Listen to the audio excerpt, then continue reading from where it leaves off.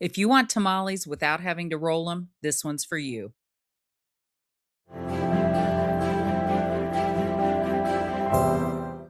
Today we're making tamale pie. It has a beautiful creamy corn crust and a savory filling. You are going to be amazed at how I make this crust, so stay tuned.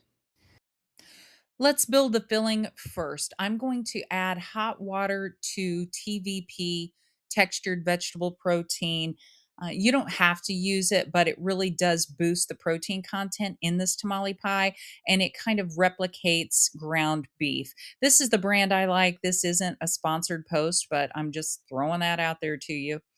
We're going to let that rehydrate, so set it aside, and we're going to continue to build the rest of the filling. I'm taking a poblano pepper. It's just a little bit hotter than a bell pepper. It's not hot at all usually, but if you want, you can always remove the seeds. We're just going to chop that up into bite-sized pieces. Now, you could, like I said, use a bell pepper. You could use jalapeno. You could make this as hot as you want. That's what's great about this tamale pie. Now, while I'm chopping the vegetables, remember, I'm going to show you how to make the tamale topping, and it's going to be oil free. You're really going to like how I do it.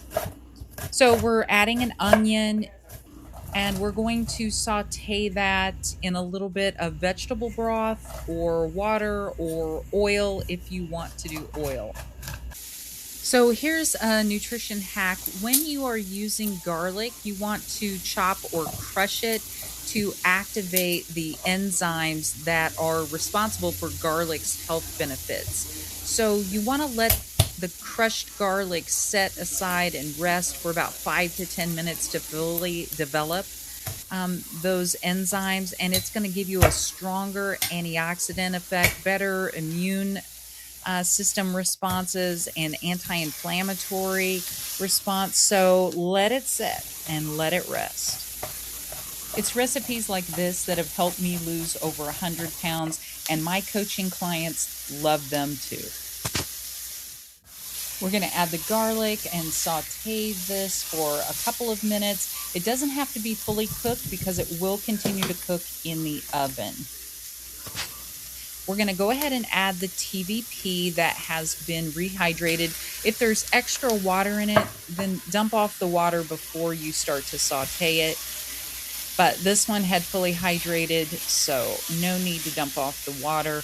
We're just going to saute that. We're going to season it with a little taco seasoning. I'm going to leave the link in the description to my favorite taco seasoning, which is my recipe. It's a copycat of Old El Paso. Now we're adding in some enchilada sauce. I also have a recipe for that I will link, but you can use store-bought enchilada sauce, whatever your favorite is. And unfortunately, I forgot to show you how I added in the drained beans and the drained corn, but that will be in the recipe in the description below. Now we are making the crust. So I've taken aquafaba and whipped it until it's nice and frothy and foamy.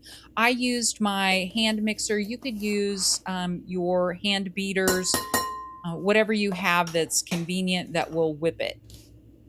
And we're just going to set that aside. Now, in another bowl, we're adding our masa, harina, baking powder, salt, and guess what?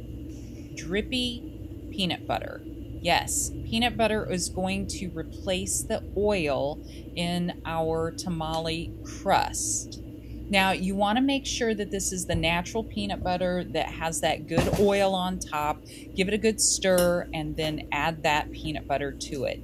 And then we're going to add in vegetable broth.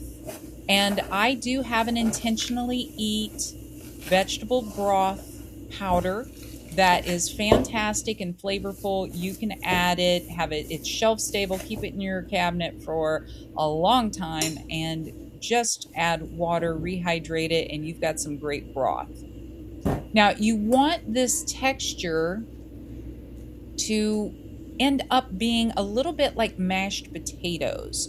So we're going to keep as much air as we can in that aquafaba that we have whipped. So we're just going to try to gently fold in the aquafaba. Now, take your time with this. Just keep turning and folding, and you will get that mashed potato texture. That's what we're looking for. Otherwise, your crust is going to be really heavy and dense, and it won't be like that soft tamale that you're used to. So this is the texture that we're looking for, and you don't want to over mix it, just gently fold it. We're going to take that topping and place it over the top of our filling.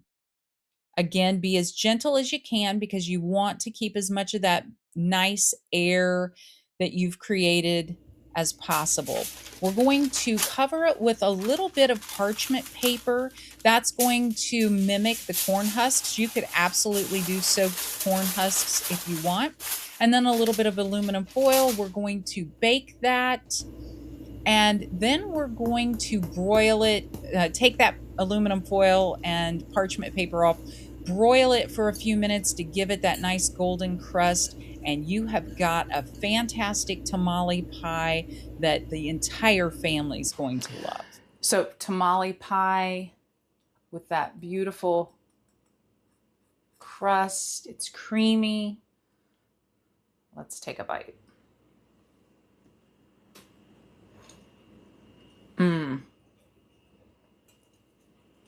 Delicious. So you have that sweet-ish corn crust, but savory underneath, full of beans, full of that beautiful crumble. You get the nice texture from the corn and the onions and peppers. You and your family are going to love this. If you like recipes like this, subscribe to the channel. I help women over 40 lose weight without dieting.